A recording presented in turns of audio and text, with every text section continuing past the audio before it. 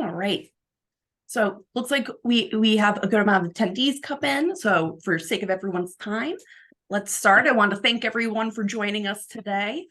I'm really excited to be working with Jen Meckel of Sheehan Finney. She's going to be doing a presentation for all of us on NH and USDOL inspections. If you click on her name, you should be able to see her bio and her links if you'd like to check her out further. We will be recording this webinar, and that will be posted both on our social media and our website, as well as sent to all of you after the fact. So if you'd like to share it with your staff members or your team, please feel free to share questions either in the Q&A or by raising your hand throughout the webinar. We'll also have time at the end for questions that maybe you didn't get to during the conversation, but really we'd love to have a conversation with you. Jen's worked with us before on these, and I know that she really loves interaction, so please don't hesitate to ask a question if you have one. So I'm going to turn it over to Jen. She can tell you a little bit more about herself, and we'll get going. Awesome. Thanks, Samantha. Good morning, everyone.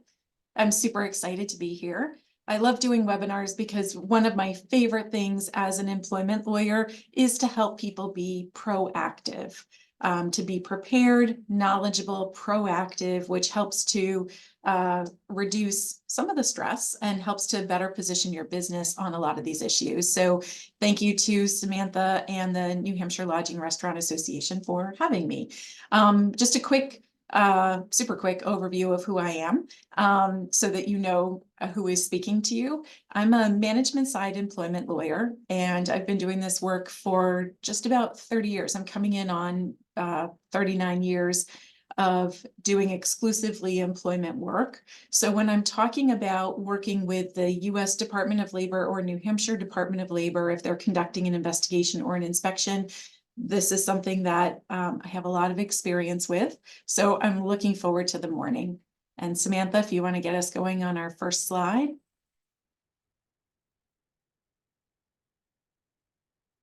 All right. So this one I called Knock Knock. And I said that because United States Department of Labor investigators and New Hampshire Department of Labor inspectors sometimes just show up. They are not required to give you advance notice of an inspection or an investigation. I should say, by the way, that I use those terms investigation or inspection a little bit interchangeably. From a vocabulary perspective, the US Department of Labor calls their audits investigations, and the New Hampshire Department of Labor calls their audits inspections.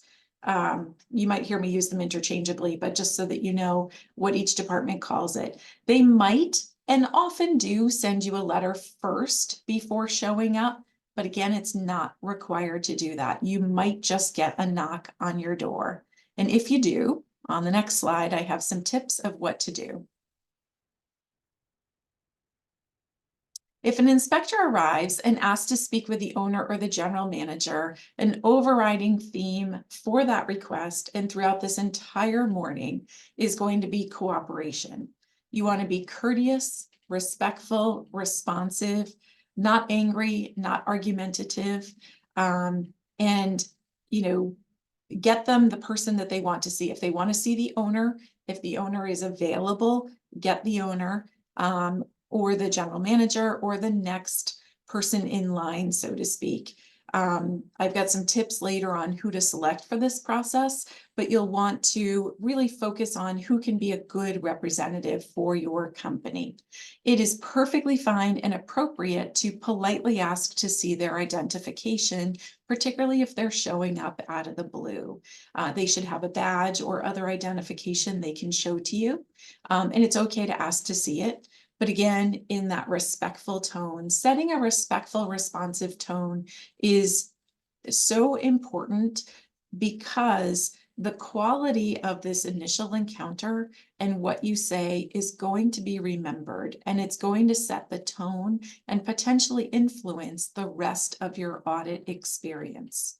What I mean by that is if you or someone on your staff starts out in a belligerent, rude way, really questioning their authority, arguing, trying to get them out the door, they're going to remember that, note it. And if it's the New Hampshire Department of Labor, it will literally be written down in your inspection report. The US Department of Labor doesn't do reports, but they remember. So you want to be cooperative. Like, yes, we are happy to cooperate. Just want to see your badge just to make sure that this is legitimate, because of course you're asking to see very personal records with personal identifying information. But do really bite your tongue with any urges if you are angry, upset, or if it's a terribly inconvenient time. Try to take that breath and put your best foot forward. It's okay, by the way, if it's a terribly inconvenient time, to ask, is there a way that you could come back another time? This is not a good time because whatever. You might be in the middle of an incredibly busy time at your establishment, or the owner might not be available, or some other pressing reason. But again, not argumentative, you're asking in a respectful way.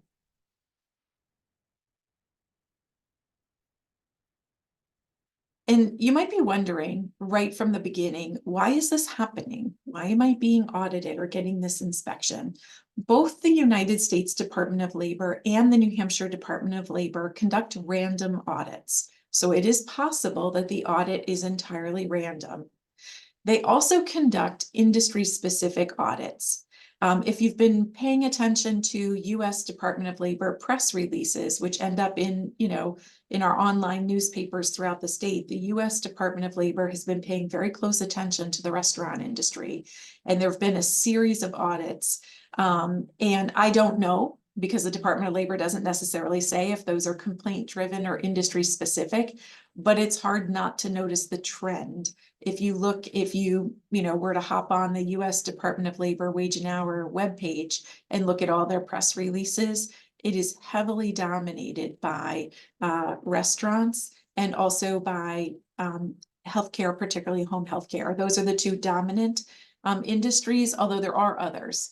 So it could be an industry-specific audit, but the most common cause of both federal investigations and New Hampshire inspections, the very most common cause is employee complaints.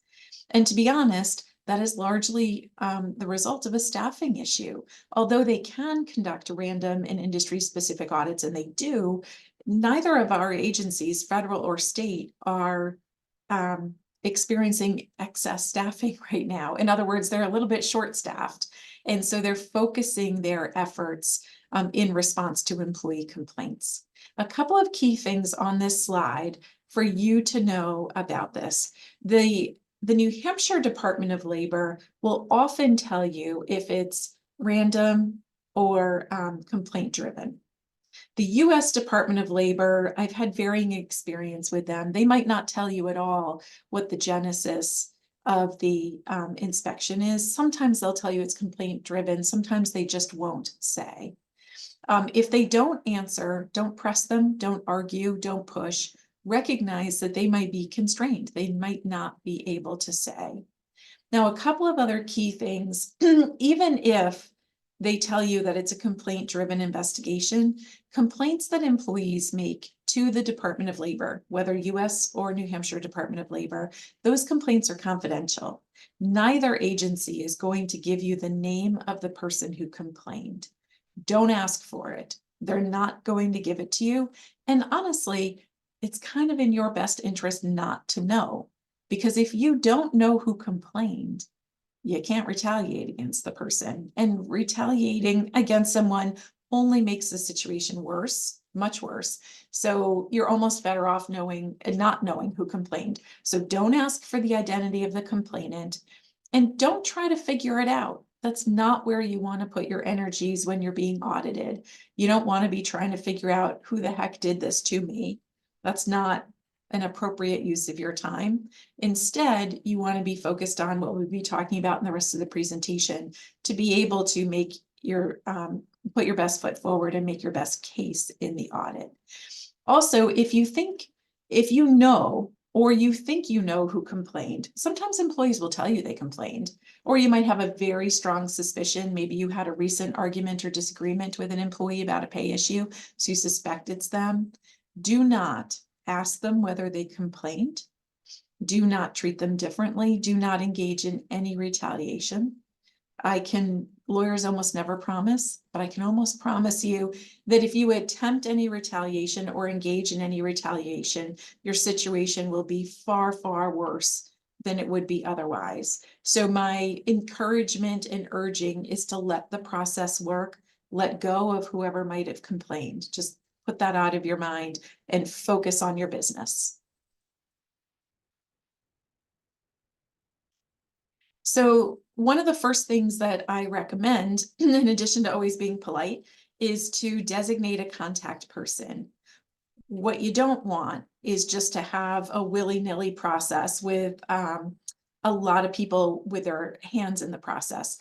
Clear, knowledgeable, timely communication really matters here. So my encouragement is to designate one contact person, two at most, and have all of the communications with the Department of Labor go through that contact. Make sure that the Department of Labor investigator or inspector has that person's email address, telephone number, knows that they are the person that they should be contacting for your business. Be sure to be courteous in all your communications. And I want to tell you a quick story here about why designating someone and making sure that person is knowledgeable really matters. The New Hampshire Department of Labor, in their inspection reports these days, if you've been audited before, you might not have seen this, but within the last couple of years, maybe a year and a half or so, they've started something relatively new where their inspection reports are lengthier and more detailed. And they will put right in there pretty much everything that was said to them in the initial interview process with the business owner or other business contact person and other information. And things that are said in that initial contact can and will be used against you. So you want to be sure that if there's going to be, an admission, as we call it legally, yes, I admit, for example, that person was an employee, not an independent contractor, or yes, I admit I wasn't keeping time records. You want to make sure that any of those statements are by someone who's authorized to make those statements on behalf of your business, and someone who's knowledgeable, not someone who's just, flying by the seat of their pants, so to speak. So designating this contact person is key.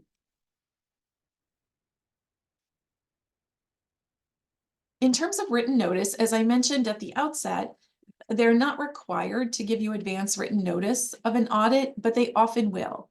Often the first thing that you will get is a letter from the US Department of Labor or New Hampshire Department of Labor identifying for you the scope of the inspection or the investigation and the documents to be provided. In terms of scope, what you might see from the US Department of Labor, for example, is they might be looking at alleged minimum wage violations, alleged overtime violations, alleged child labor violations. They can also do inspections around the Family Medical Leave Act. So if your business has more than 50 employees and you're covered by the federal FMLA, they can also look to make sure that you have an appropriate FMLA policy, your FMLA poster is up, and that you're adhering to the Family Medical Leave Act. In terms of the New Hampshire Department of Labor, a typical scope that we see on the wage and hour side is they'll want to make sure, first of all, that you have workers' compensation coverage in place and that you have been complying with your safety manual requirements. But then they're really focused largely on record keeping. Do you have the appropriate records? Are people keeping track of their time in an appropriate way? And I would commend to you, every year my law partner, Jim Reedy, I think every year, does a presentation for your organization, a webinar on the top 10 wage and hour violations under New Hampshire law. Also, the New Hampshire Department of Labor posts their top 10 violations almost every year. They post it. The last posting is a year or two out of date, but it's still relevant. And you can look at those violations to make sure that you are in compliance. But those are the things that they're looking for in terms of the scope. On the next slide, I've written some of the documents that you might be asked to provide. Oh, actually, I haven't quite gotten there yet, but the US Department of Labor and New Hampshire Department of Labor have broad authority to request documents.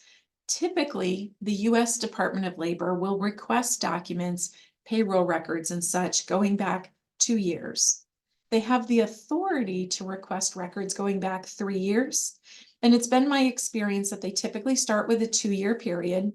Every once in a while, they'll start with a 1-year period. Typically, they start with a 2-year period. And if they find a number of violations, they will then go back to the 3rd year, as they have the right to do. The New Hampshire Department of Labor typically starts with 1 year, and they will often stick with 1 year, which is terrific because they actually have the authority to go back 3 years. But typically they'll ask for a 1-year period. My encouragement here about the documents, you'll see in the letter, and I've got on the next couple of slides when we get to them, examples of documents that are requested. You might at first be surprised, like, oh my gosh, do they really have the right to see that? They have this broad authority. So if you have questions, contact your company's lawyer about it, but chances are pretty good we'll say, yep, these are typical documents and they do have the right to request them. Now, it's okay to ask for a bit more time to gather records, particularly if you store the records off-site, or if some of the records might be with your payroll provider and you need to get them and that type of thing. So asking for a bit more time usually is not a problem. But when I say a bit, I mean that. The agencies are not going to be at all interested in waiting a month, for example, to see the records. They're going to want to get them promptly, and you're legally obligated as an employer to keep your records in a manner where they can be produced pretty quickly. But I have seen both the federal and the state be amenable to, a few days or a week or that type of thing to get the records together. If there's going to be a delay in providing records, explain why. For example, you might say, well, our payroll records are offsite, or I need to contact my payroll company, things like that. Give an explanation so that the agency doesn't feel like you're just brushing them off. Again, you want to be respectful and courteous, not brushing off their reasonable requests. And as best you can, you want to indicate when those documents will be available. So on the next slide, some of the examples of documents that may be requested include the following, and I've got 2 slides on this. So the first is information on your business's gross annual sales. And you might wonder, why would they want that? That's not a payroll record. But particularly the US Department of Labor would be interested in that because they only have jurisdiction over businesses with a certain gross annual dollar volume. Almost every time that level is met, but it's a jurisdictional requirement for them to look at those records to say, yep, this is a business over which we have jurisdiction. They might also ask for documents regarding company ownership, who owns the business, and corporate or other entity. If you're an LLC, for example, they might ask for documents around that, just so that they get a sense of what is your form of entity and who are the owners.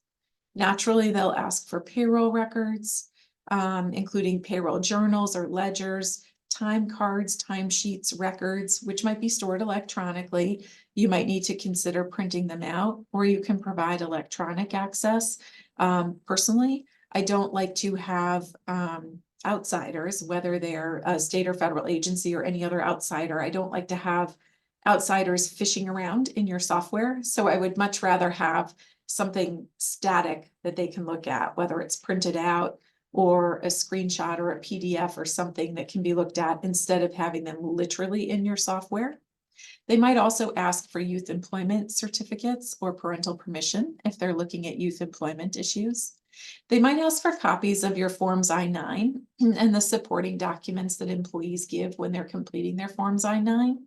Now, they're not going to be inspecting for perfect I-9 completion, which is hard to achieve, by the way. There's often errors in Forms I-9. Instead, what they're looking for, particularly the New Hampshire Department of Labor, they're looking for compliance with a New Hampshire law called the Citizen Job Protection Act.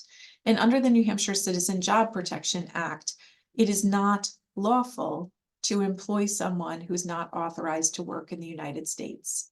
New Hampshire law doesn't require the Form I-9. That's a federal requirement, but the New Hampshire Department of Labor believes, and I agree, that the easiest way to prove compliance with the Citizen Job Protection Act is by showing those Forms I-9.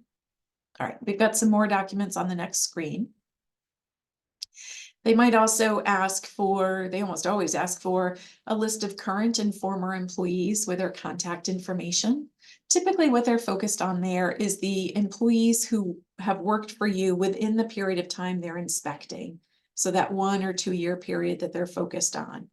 And as we'll talk about in a couple of minutes, they do have a right to interview people. So that's why they want that contact information. Most often they'll interview people on site, but occasionally they will interview people by telephone or other means. So that's why they want their contact information. You might feel squeamish. I know employers who felt squeamish or strange about giving contact information to the government, but you are obligated to comply, and you're not violating any privacy laws by providing the employee's name and contact information. That's fine to do because you're legally obligated to comply. They might also ask to see your written policies regarding fringe benefits. That's particularly true of the New Hampshire Department of Labor. And what I mean by fringe benefits is they'll want to see your written policy about, vacation time or sick time or PTO if you offer a combined PTO benefit. And other benefits that you offer. What the New Hampshire Department of Labor is looking for in those policies is, have you complied with the legal requirement to explain your fringe benefits in writing and to get employees to sign off on that. They might also ask to see employee personnel files. With regard to the New Hampshire Department of Labor, what they're primarily looking for there is, did employees receive written notice of how they will be paid at the time of hire and prior to any changes in employment. So if you use a written notification form, pardon me, about how they will be paid, or if you use an offer letter, that type of thing, that's what they're looking to see. They might also be looking to see whether the employee signed off on your employee handbook, if that's where your fringe benefit policies are contained, or other such records to show your compliance. Pardon me. They might also ask for a copy of your workers' compensation policy. They might like to see your safety manual, that's again a New Hampshire requirement. It's not a federal requirement, but they might want to see that you maintain a written safety manual and that you're reviewing it periodically and making a note of any updates that you make. So you want to make sure that you're familiar with those requirements, which you can see on the New Hampshire Department of Labor website.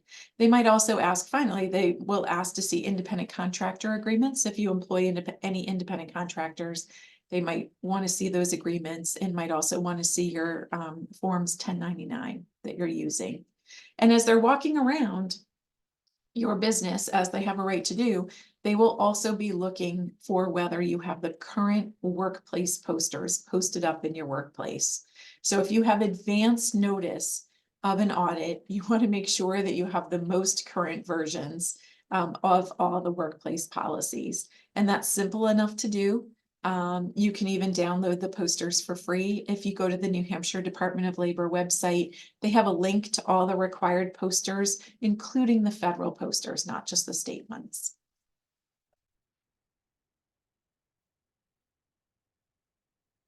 All right, so other things to think about after an inspector shows up, whether unexpectedly or upon written notice, is typically they will work at your place of business, at least initially. I say at least initially because they might ultimately ask for electronic records and work off-site.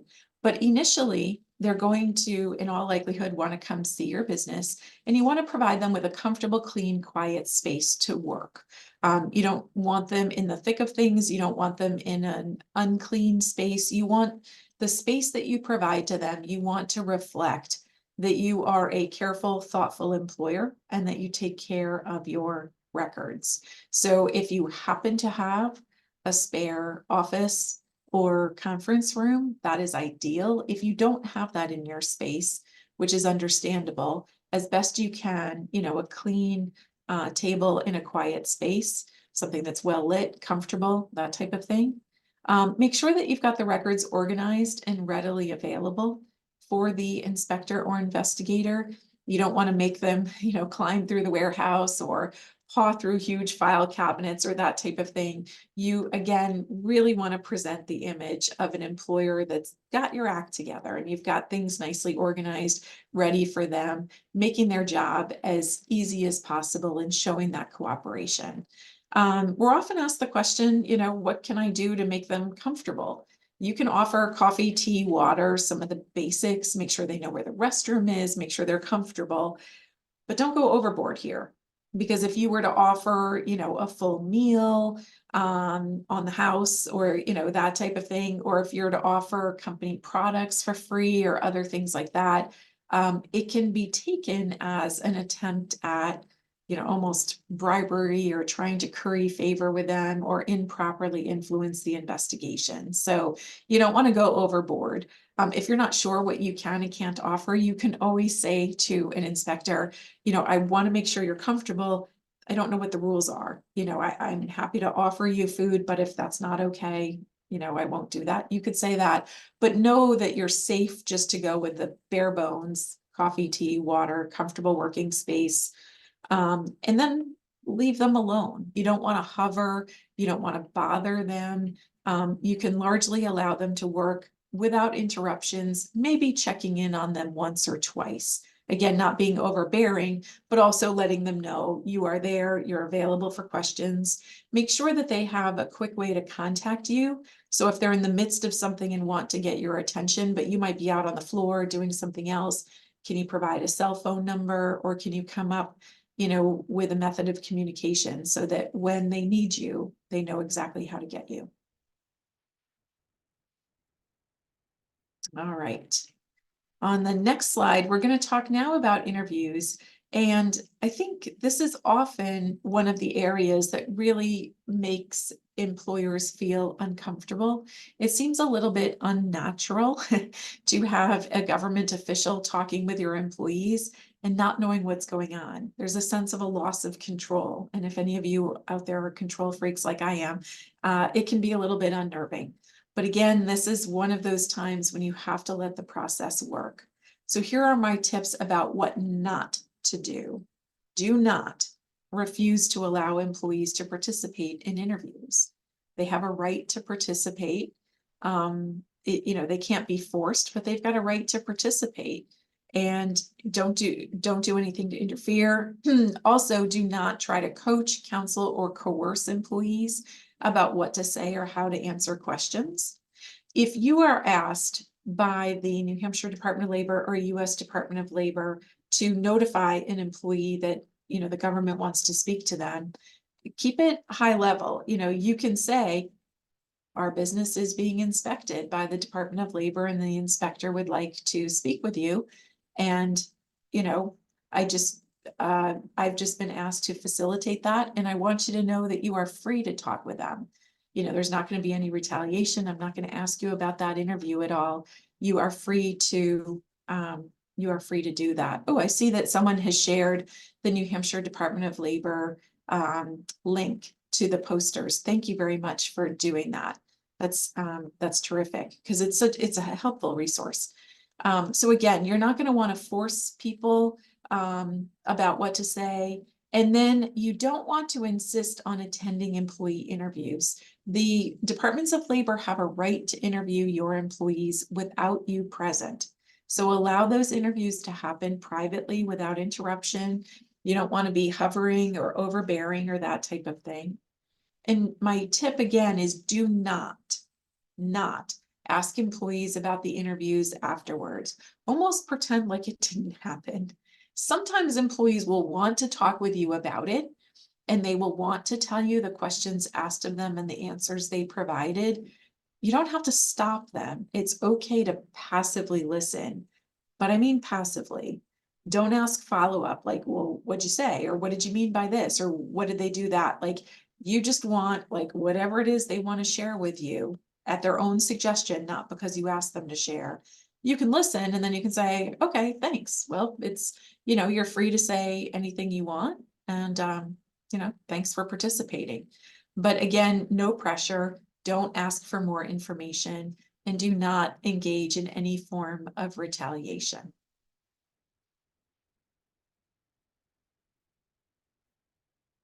Let's see. Employee interviews are confidential. This kind of reiterates the point that I was just making. Employee interviews are confidential. The inspector or investigator is not going to tell you who said what, and that's just as well. As I mentioned earlier, and now you've seen it on repeated slides, because if I could jump up and down and scream about it, I would, but it's not really in my temperament.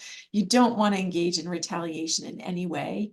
And you as a business owner or, a business manager, you're literally, in my opinion, probably better off not knowing who complained, because then, you're not going to, you can't really be accused of any retaliation. So you don't want to make any effort to learn what was said or, what was asked or any of these things, because even any efforts, even if you think you're just being curious or just trying to thank the employee or whatever, like if you think you're being nice, the employee might be a little bit spooked by the whole thing. They might have just undergone a government interview, which they hadn't anticipated. Might have been kind of a funky experience for them, something out of the norm. And they might have a heightened sensitivity to what happens next. So you are best off not asking any questions about it and just going about the workday so that you cannot be accused of any retaliation.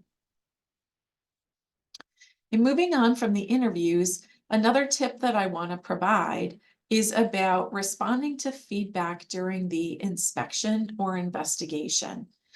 Both the U.S. Department of Labor and the New Hampshire Department of Labor sometimes provide feedback right during the inspection. I typically find that the New Hampshire Department of Labor is a little bit more forthcoming with this, but there are also some U.S. Department of Labor inspectors that will talk with you right from the get-go. You don't want to force them to have these conversations or, be hovering about what's going on. But if they tell you, right at the get-go that something is not correct.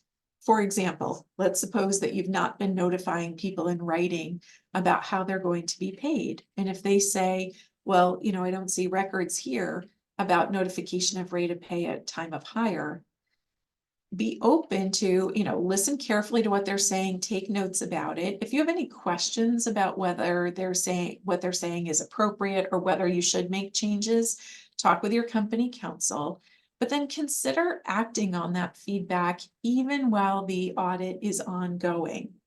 And I say that, for several different reasons. First, you really want to show that good faith, because at the end of all this, and chances are good that some violations will be found. Occasionally, employers have no violations at all, but often there are some violations. Even really terrific, educated, well-meaning employers sometimes have some violations because these laws are not always intuitive, and mistakes can be made. And where I'm headed with this is if you might have violations, you really want to show as much good faith as possible, because at the back end, and we'll talk about this in a little bit, but when you're negotiating, if the U.S. Department of Labor or New Hampshire Department of Labor has a strong sense that you are a well-intended employer and that you had almost all compliance going well, and those few spots that you missed, you worked to correct immediately and you really took their feedback to heart,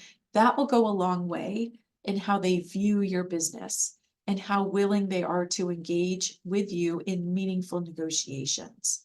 And so acting on that feedback can be very helpful. Sometimes employers worry, like, gosh, if I make a change midstream, am I admitting guilt? Does it look bad for me to do that? My response to that is, if something's legit incorrect, let's say you've not been keeping proper payroll records, or maybe you've not been calculating overtime properly or what have you, as soon as we're on notice of that, assuming it's undisputed, it's definitely something that wasn't correct, the quicker you can fix it, the better off you will be in many ways. So take that feedback to heart. And then when we're thinking about how does this all wrap up, what happens at the end of an inspection? There will be a closing conference or meeting, they call it, different agencies call it different things. But during that time, the findings will be explained to you. The New Hampshire Department of Labor provides a written inspection report. Take the time to read it. Make sure that you understand everything in it.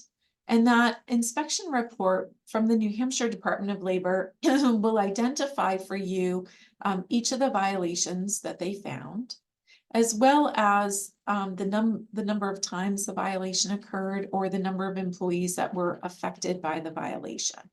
So for example, let's suppose that you had some late pays, meaning you didn't pay people by the proper payday, they were paid late. And that happened 4 times during the inspection period. They will note that there were 4 instances of late pays, or instances of not paying the minimum 2-hour pay when someone shows up to work, or other things. They will note each and every violation, the number of times it occurred, and you'll also want to key into how it was calculated. For example, sometimes the New Hampshire Department of Labor will focus on the number of employees impacted. Other times they might focus on the number of payroll periods in which something was improperly done. So key into what they're saying there. The New Hampshire Department of Labor inspection report, or sometimes you get a follow-up letter where this will show you the wage adjustments. A wage adjustment from the New Hampshire Department of Labor is just a calculation of the back wages owed. If something wasn't paid properly, maybe people were not paid for short breaks of less than 20 minutes, or not paid for the full 2 hours reporting pay, or not paid appropriately at all. Maybe there's finding that they worked off the clock or that type of thing. There will be a wage adjustment there. You'll also get a letter from the New Hampshire Department of Labor with a proposed civil penalty. And keeping in mind that it's proposed is very important, because those proposed civil penalties from the New Hampshire Department of Labor can be very high. The dollar figures can get large quickly. But I think an important takeaway from this webinar is that the New Hampshire Department of Labor will negotiate. So keep in mind that it's proposed and that you can go to an informal conference and there is an opportunity to negotiate those proposed penalties down. The U.S. Department of Labor doesn't necessarily provide, an inspection report with everything kind of laid out nicely for you. They do a lot orally, which is sort of interesting, but they do. But if there's a significant back wage calculation, they might provide you with the spreadsheets that they've used to calculate those. I've seen that happen a number of times where I'm at least provided with the spreadsheets and can see, the employees and the rates of pay used and how those calculations are done. If they provide you with their back wage calculations, scrutinize those because sometimes mistakes are made. Also, sometimes the New Hampshire Department of Labor or U.S. Department of Labor will allow you to calculate the back wages owed yourself. And like they say in math class, you'll want to show your work on that and make a good faith calculation, of course, but it might be something that you might be permitted to do. The U.S. Department of Labor will also let you know if they are going to impose liquidated damages. Liquidated damages are double damages based on the back wages. So hypothetically, let's say that the U.S. Department of Labor finds that there's $50,000 due in back wages. They're going to double that to be $100,000. Liquidated damages I'm trying to think of how to say this without getting too political, because I try to avoid that. But depending on the administration in power, liquidated damages sometimes are always or almost always imposed, or rarely imposed. We are currently in a time when liquidated damages are almost always imposed. On rare occasion, they might be reduced or not imposed at all, but frequently they are imposed. which is another reason, of course, this morning we're talking about how to deal with an audit or an inspection, and I'll give you some tips for avoidance, but it's another plug for making sure that you really understand your legal obligations here, because these things can get expensive quickly. The U.S. Department of Labor will also notify you if you're going to be required to pay civil money penalties. They will negotiate civil money penalties in my experience. They do not negotiate as meaningfully or significantly as the New Hampshire Department of Labor, but they will engage in conversation about the civil money penalties, particularly if they have found that you have acted in good faith. Let's see, some other tips on concluding the inspection. You want to make sure that you review all the reports and calculations given to you very carefully. It is okay to question how calculations were done. Sometimes mistakes are made.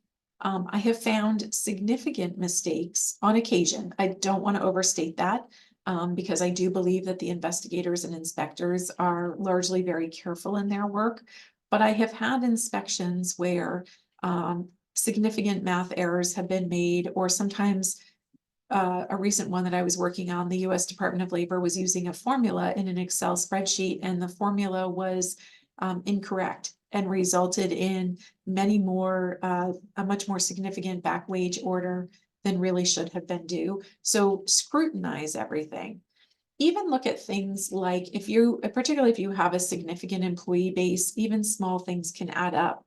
For example, if they are imposing back wages, but you have records to show that the employee was on vacation on certain weeks, where they were out on a leave of absence or that type of thing, you want to make sure that there's not a back wage calculation for that time they were not working.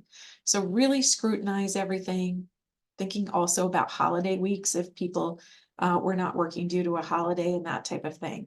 Talk with your lawyer. And I'm going to pause on this for a minute, because I think, people use their lawyers in different ways. Obviously, as a lawyer, and when I'm working with my clients, I'm happy to have them work with me in any way that they would like.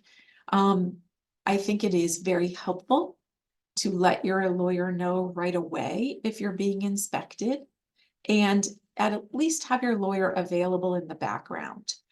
So for example, if I have a client who's knowledgeable and pretty confident in what they're doing, I am not, as their lawyer, going to insist on being the point person for the audit, because there's every reason to think that they will do a fine job representing themselves in it. But it's useful for me to be aware in the background, to have a sense of the documents that are being requested, to have a sense of the feedback that's being provided, because very often a client will want me to be involved on the back end in the negotiations. And so it's useful for me to have that information ahead of time, so I'm not scrambling to get caught up, but I have a sense of how the inspection or investigation has gone up to that time.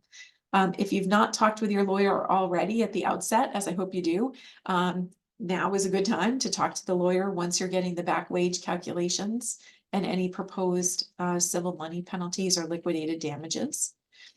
The New Hampshire Department of Labor will offer an informal conference, and you want to take them up on that opportunity. The informal conference that the New Hampshire Department of Labor offers, in my opinion, is invaluable. It's really important, and it's a bit of a gift. They're not required to offer it, but it gives you the opportunity with an informal conference to go to the New Hampshire Department of Labor, to show them all the efforts that you've made towards compliance, maybe efforts that were made previously that were not caught in the inspection, meaning maybe they didn't see the whole picture even when they were inspecting. That's rare, but you want to make sure that you're providing all that information. And then you want to show all your corrective action.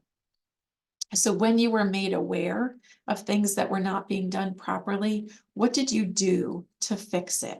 This is your chance to informally sit around a table with the New Hampshire Department of Labor and show your cards. Show that you care, that you want to be in compliance, you want to do it correctly, and show all the efforts that you've made. One of the things that I get asked too is, should you pay, if there's a back wage calculation, should you pay that before going to the informal conference? at the New Hampshire Department of Labor. My advice to you is, if it's clear, if you don't really dispute the back wages, if there was a clear mistake, something that you did wrong, or maybe something you didn't know about, so it wasn't correct, I usually do suggest that you pay any undisputed back wages owed before you go into the informal conference. Why would you do that? Again, it's showing that good faith, that, you're saying, yep, here's what I concede. I understand that these certain things were not done properly, and I'm here to show you that I've heard you, I've learned, and, am committed to doing better going forward. With the US Department of Labor, you might do that as well. Again, depending on the issues, sometimes with the US Department of Labor, there might be questions about the calculation and so on. And so if you have the ability to have a conference with them, you can really show them substantive information about why you think errors were made and how you're committed to compliance going forward. Often, very often in my experience, informal negotiations are successful, and you're able to come to some conclusion. You might not be jumping up and down for joy about it, but you're able to come to some conclusion that's palatable, that's doable. The New Hampshire Department of Labor, for example, will even let you pay things in installments. If there's civil money penalties or that type of thing, they'll work with you. The New Hampshire Department of Labor is not looking to put businesses out of business. What they are looking for is compliance. Same thing on the US Department of Labor side of the house, that they're a little bit more strict and firm on things on the US Department of Labor side of the house, but they will try to work with you because their ultimate goal is to make sure that employees have been paid properly and to ensure compliance going forward. Be aware, though, that if you don't achieve a negotiated resolution, litigation will result. On the New Hampshire Department of Labor side of the house, you end up going to a hearing, litigating the issue. Be mindful, too, that when you're litigating that issue, you are stuck with whatever your records were in the time of the inspection. In other words, the litigation is just about that window in time that was inspected. On the federal side of the house, if you don't achieve a negotiated resolution, the investigator or the supervisor of the investigator will refer it to the Boston office for litigation, and you'll end up working there with their litigators. You can again try to negotiate with them, but they are committed to litigating cases when necessary. So you're always wanting to keep in mind the expense of litigation. Wage and hour litigation is often not covered by employment practices liability insurance. Every policy is different, so I don't want you to take that as a concrete statement, but often if you're talking about, for example, a harassment or discrimination claim, you might have insurance to cover that. But often with a wage and hour violation, whether it's a back overtime or minimum wage or whatever the issue is, often your insurance is not going to cover that. So you want to keep in mind not only the cost of the back wages and civil money penalties, but also the cost of defending any litigation. And I think that's why, honestly, most of these negotiations are successful, because there's a high motive to try to close the matter out and move forward positively and in compliance. And I've got one final slide here to give you some additional tips. And this is kind of on the preparation side of things. So don't wait for an audit to do certain things. I know you're all busy. I have the pleasure of working with a number of your members, and I know the notion of finding quiet time to do a self-audit is almost laughable, but try not to make it so. If you ever have a lull in your business flow or the ability to pay attention to this, or if you have a human resource professional who can do this for you, consider conducting a self-audit before any Department of Labor outreach happens for you.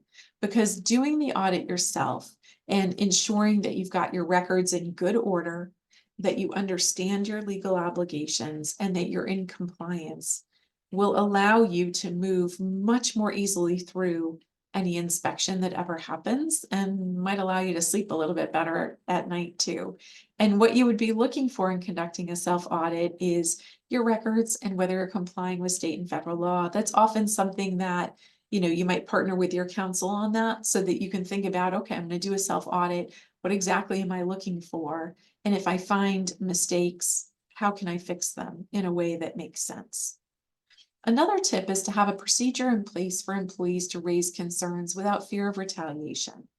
So you want, in my opinion, you want to be the first to know if an employee believes they haven't been paid fairly. For example, what if a manager makes someone clock out and then continue working off the clock because the manager doesn't want to incur the overtime in their budget, but they're still working? That's not okay. And you want someone to have the ability to come forward and say, this is happening and I'm not okay with it. You want to know about that so you can jump on it and fix it. Or if someone thinks there was an error in their paycheck, a deduction that shouldn't have been taken, or if they think that they didn't get paid for all their hours worked, again, if you are the first to know about it, so you can examine the situation, and if an error was made, fix it, that is ideal. If you don't have that type of procedure in place, the employee might feel they have no choice but to call the New Hampshire Department of Labor or US Department of Labor. And that's the type of thing that can trigger a complaint and trigger an investigation. So again, if you have the ability to examine and solve problems internally, you might not get that complaint triggered, which would be terrific. You also don't want to wait to prepare compliant policies. And what I mean by that is our New Hampshire Department of Labor, as I mentioned earlier, requires that we provide employees with written notice of their fringe benefits, how your vacation policy works or PTO policy and other such things. Make sure that your policies are clear and compliant. Make sure that your employees sign off on them. Don't wait for an audit on that. Have your own high degree of confidence that you have an understanding of the legal requirements and you're following them. You also want to train your managers on legal compliance so that they understand as well. One example of that is youth employment issues. You want to make sure that any supervisor or manager who's overseeing a shift on which workers under the age of 18 are working, you want to be very certain that those leaders understand the hours limitations and the types of activities that youth cannot engage in so that, legal compliance can be assured. You also want to train employees on proper timekeeping procedures. Make sure that employees understand how to use your system. There's no required system, by the way. There's nothing at all wrong with a paper timesheet or a paper time card. Nothing wrong with using, an old school punch time clock.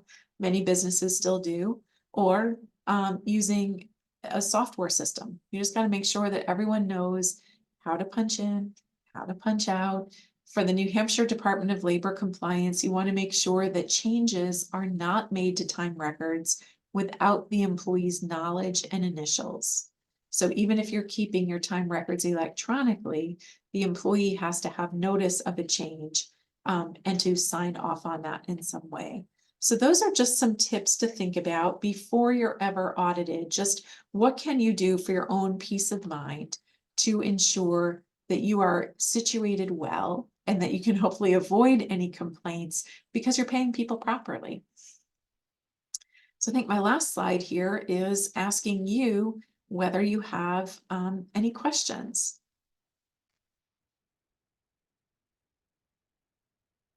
I don't know, Samantha, if you've seen any questions. It looks like there's a couple of things in the chat, but I don't know if that's just the poster link. Yeah, it looks like that's just the poster link that's in the chat. If anyone does have any questions, you can either put it in the chat or the Q&A.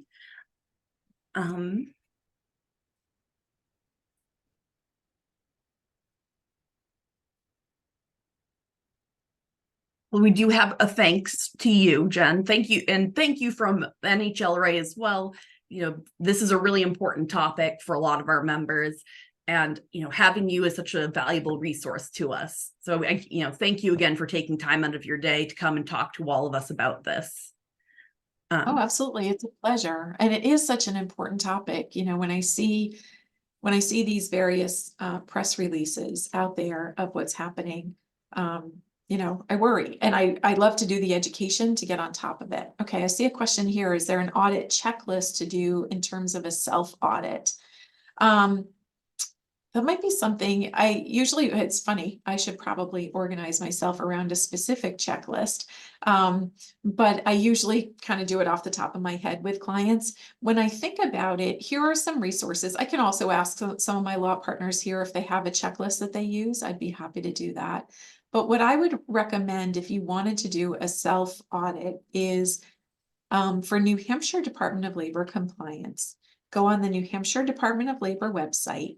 And if you look on the left-hand margin of their website, there's a spot where you can navigate to their laws and rules. And from there, if you navigate down to what's called LAB 800, that's New Hampshire Department of Labor Regulation, that's what LAB stands for. And the 800 rules are where most of the wage and hour requirements live, actually where all of them live. There's a separate set of regulations about safety manuals and such. But if you were to, I'll say print out, because I'm old school, if you were to print out the LAB 800 regulations and pick up a pen or a highlighter and just go through each of the things that you'll see. For example, you'll see in section, I think it's 80303, a whole list of things that you're supposed to keep in terms of how records are to be kept.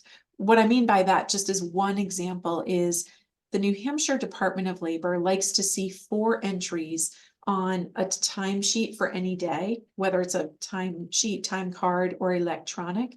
They like to see the time of day that work started, the time of day that any unpaid meal break began and ended. So that's 2 and 3.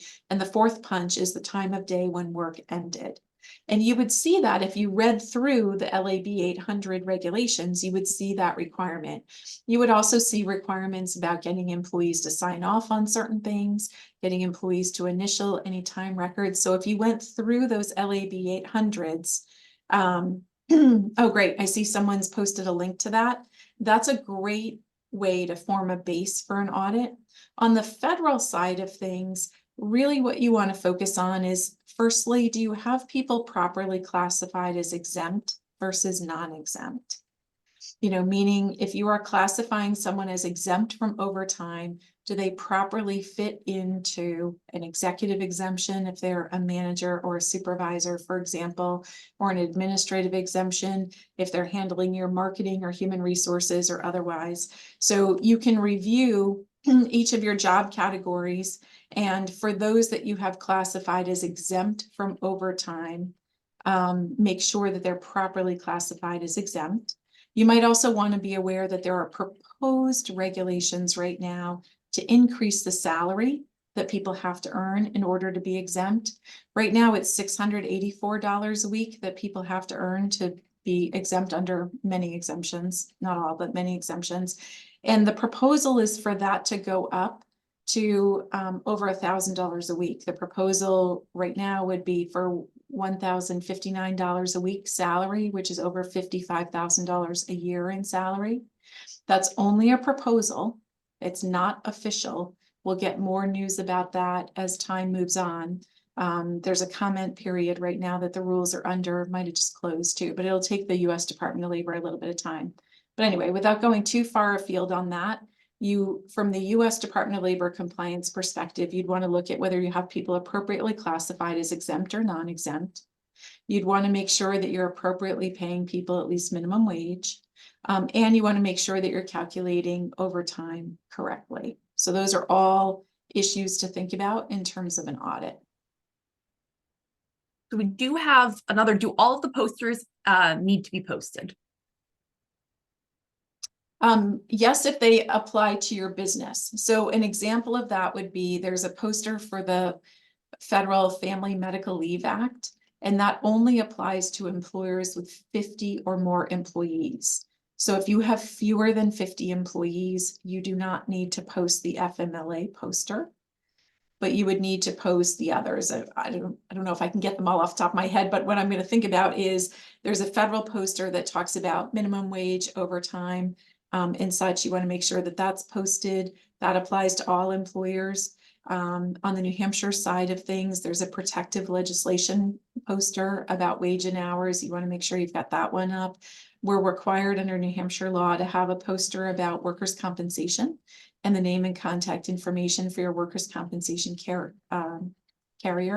I think there's an employment security poster. There's a relatively new Pump Act poster as well. So, and there's a New Hampshire Commission for Human Rights poster that applies to businesses with 6 or more employees. So if you have any questions, you can contact your company lawyer and just ask whether those are posted. But the answer to your question would be any law that applies to your business that has a corresponding poster should be posted.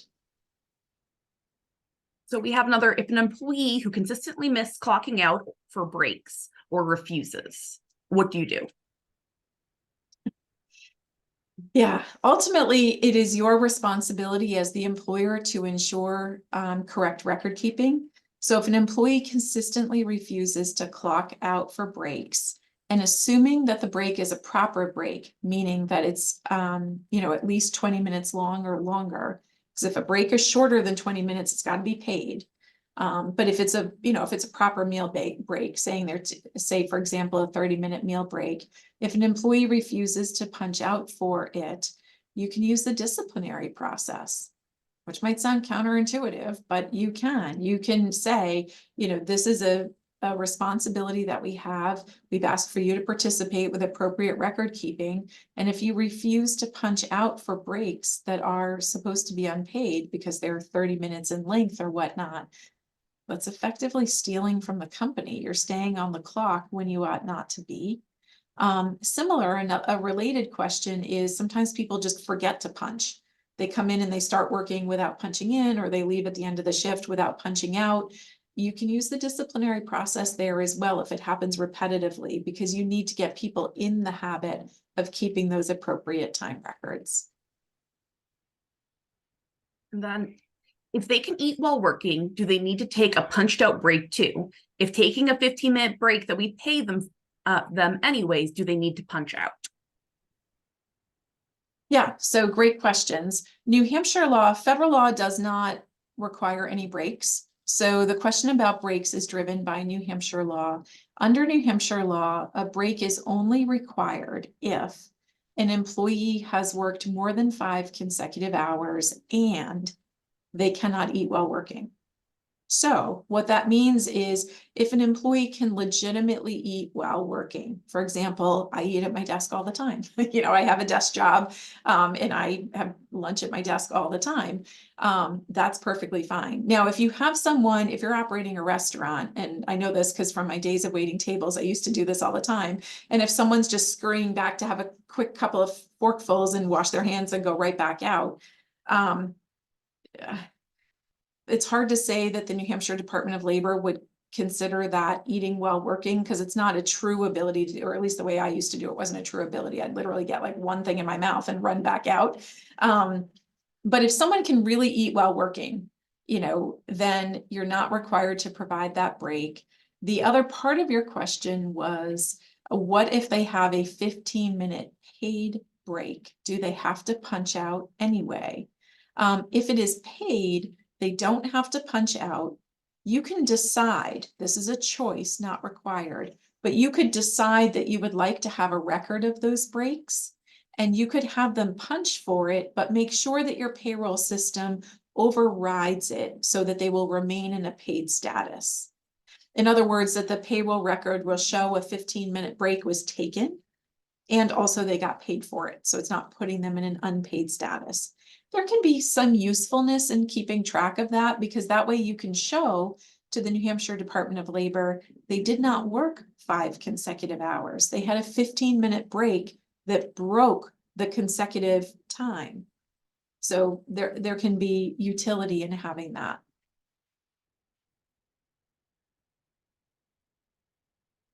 Any other questions?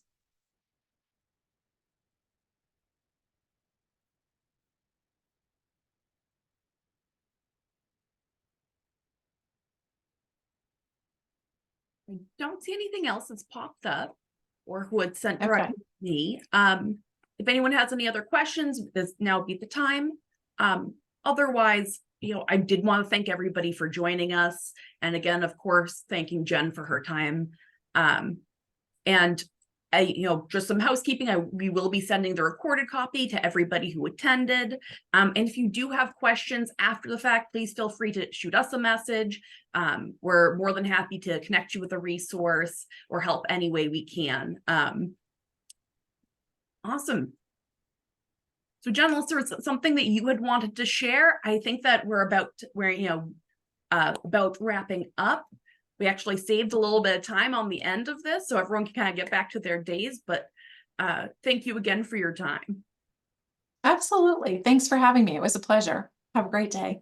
You as well.